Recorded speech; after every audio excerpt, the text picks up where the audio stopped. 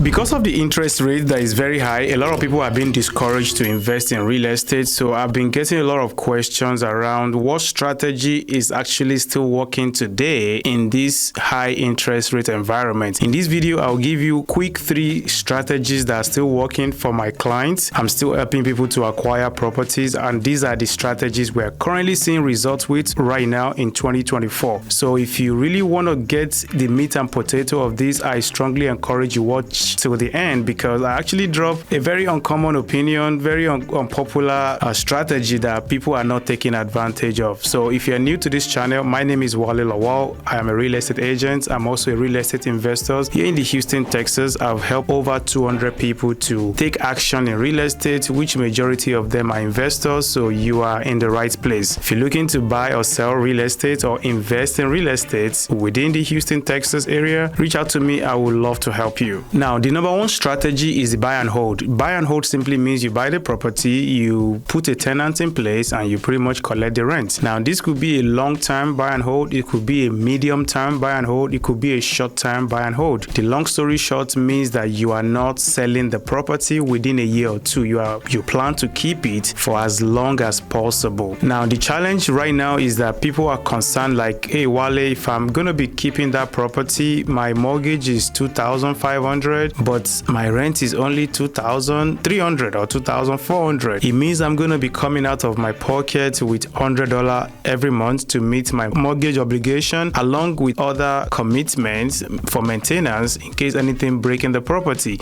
Yes, this is a big concern for a lot of people, including myself, and I'm not going to shy away from that responsibility, but there are ways around this. What we've been doing is to buy new construction. If you're buying a new construction, there is no any maintenance for the first 3 to 5 years. Also, it's going to most likely be in a good neighborhood that people want to rent, so it will lower your vacancy. Among other things, there is also going to be the builder's incentive that they are giving you, the washer and dryer, refrigerator, sprinkler system, alarm system that they will put in the house because it's a new house and they want to leave their customer with a good experience. So if you're buying all this one, this drastically reduce your maintenance costs on things that will break on you that you just didn't plan for. So this is how I've been helping people to buy a new construction, and we are using it for rental property so we can cut away all the unknown about the things that can break in the house that we don't know. So the people I've been able to help right now, they are happy with the properties because they are pretty much buy rental property and they put a tenant in place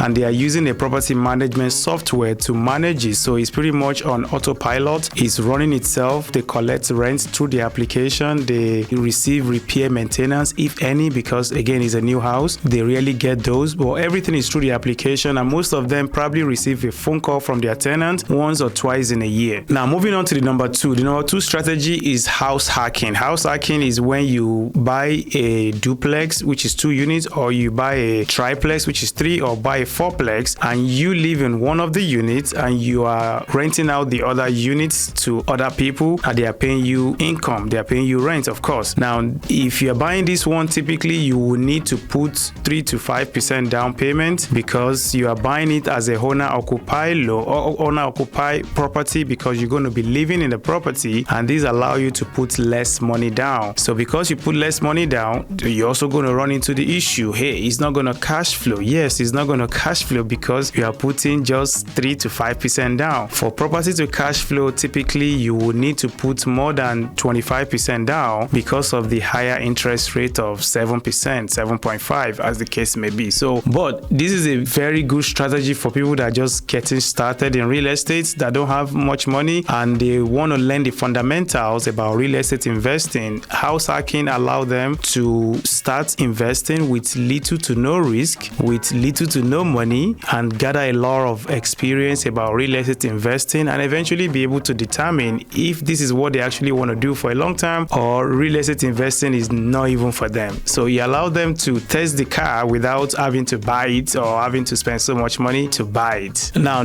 house hacking is just a concept. There are several ways to house hack. You can do rent by the room. You can do the one I just explained, which you buy multiple units, up to 4 units. You live in one, you rent out the other 3. You can even house hack in a single family home. You buy a 4-bedroom or 5-bedroom house. You live in one of the rooms and you have roommates on the other rooms. rooms and you guys share the toilet or the bathroom, as the case may be. Now you can even do house hack and use it part of the house for short-term rental, Airbnb. So among other ways you can be creative with your house. House hacking simply means you are renting a part of your property to strangers or your friends, and you are collecting income from them, which is allowing you to lower your monthly mortgage payment and be able to get that to as close to as zero as possible. And maybe in some cases, maybe you got a very good deal, you got a very good interest rate, you might still be able to cash flow with house hacking. So that's my number 2 strategy that is still working in today's higher interest rate environment in Houston, Texas in 2024. Now, I did mention to you that number 3 is actually going to surprise a lot of you. It's actually to buy your primary residence. You see, when you buy your primary residence, it is an act of real estate investing. When you buy a house, instead of you renting, you now own a house, you now own an asset. Every time you pay your mortgage is actually like a forced savings. So that money is going towards the equity of your house. And this is how people actually build wealth in real estate, because they bought the house 5 years ago, 10 years ago, 20 years ago, as the case may be. Now they now see that, oh, that $500,000 house I bought in 2010, I now have a loan of $100,000 or $150,000 on the house. Oh, now I have equity of maybe $400,000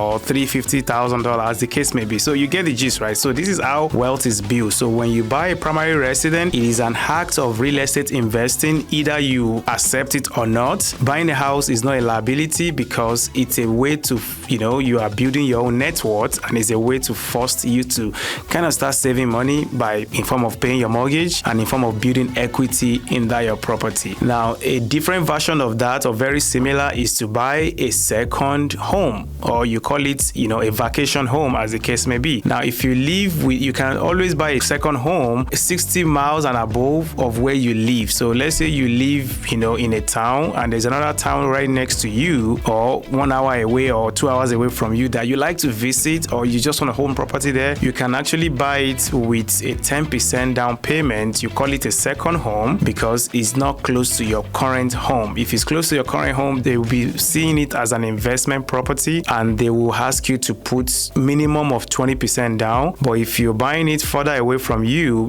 typically 1 hour drive away is fine. Anything more than 60 miles, they will allow you to put 10% down, and you buy it as a second home or vacation home. Then once you close on it, you can rent it out to long-term tenants, short-term rental, medium-term rental, or if you have a lot of money, you can say, you know what, I will just use it for the purpose of second home. Maybe you visit that city often, maybe once in a week, once in a month, as the case may be. But a lot of people that are actually doing this are doing it as a source of income, not as a liability. Don't forget, anything that puts money in your pocket is an asset. Anything that takes money from your pocket is a liability. So we all want assets, not a liability. So these are my top 3 strategies that I'm still helping people to implement right now in Houston, Texas in 2024, even with that 7.25 or 7.5 interest rate that is scaring a lot of people away. We are still getting results for those that are taking action. And if you really want to take this discussion to the next level and see how I can help you, I would say don't be afraid. Reach out to me. I would love to chat with you. I would like to discuss your real estate goals, and I would like to dissect into your why you actually even want to invest in real estate, and see how I can be able to help you. If you're new to this channel, once again, make sure to like the video, subscribe to my channel, click on that notification bell, and share this video with anybody and everybody you think will benefit from this. This will really encourage me to continue to bring you a great content like this that can,